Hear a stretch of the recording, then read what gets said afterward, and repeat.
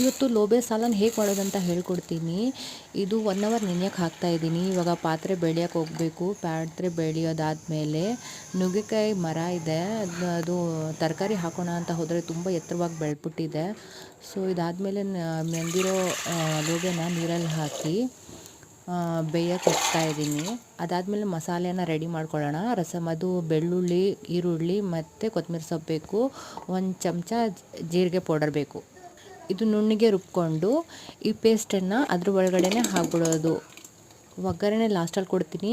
ಇದಾದಮೇಲೆ ಸ್ವಲ್ಪ ಕೊಬ್ಬರಿ, 1 5-6 ಟೊಮೆಟೊ ತೊಗೊಳ್ತಾ ಇದ್ದೀನಿ. ಇದನ್ನು ನುಣ್ಣಗೆ ರುಬ್ಕೊಂಡು ಇದ್ರ ಒಳಗಡೆ ಹಾಕ್ತಾಯಿದ್ದೀನಿ. ಇದಕ್ಕೆ ನಾನು ಅರಿಶಿನ, ಖಾರದ ಪುಡಿ ಮತ್ತು ಉಪ್ಪು ಹಾಕಿ ಬೇಯಕ್ಕೆ ಇಡ್ತಾಯಿದ್ದೀನಿ.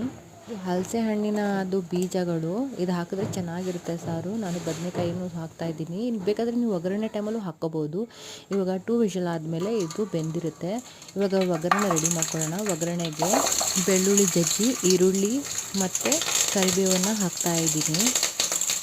ಇದು ಸ್ವಲ್ಪ ಕಲರ್ ಬಂದಾದಮೇಲೆ ನೀವು ಸಾರನ್ನು ಹಾಕ್ಕೊಳ್ಳಿ. ಆಮೇಲೆ ಅದಕ್ಕೆ ಸ್ವಲ್ಪ ಎಷ್ಟು ಬೇಕು ಅಷ್ಟು ನೀರು ಹಾಕ್ಕೊಂಡು ನಿಮಗೆ ರುಚಿಗೆ ಒಂದು ಸ್ವಲ್ಪ ಚೆಕ್ ಮಾಡ್ಕೊಳ್ಳಿ, ಉಪ್ಪು ಸರಿ ಇದೆಯಾ ಇಲ್ಲ ಅಂತ. ಇದಾದಮೇಲೆ ಸಾರು 5 ನಿಮಿಷ ಕುದಿಯೋಕ್ಕೆ ಬಿಡಿ, ರೆಡಿಯಾಗಿರುತ್ತೆ.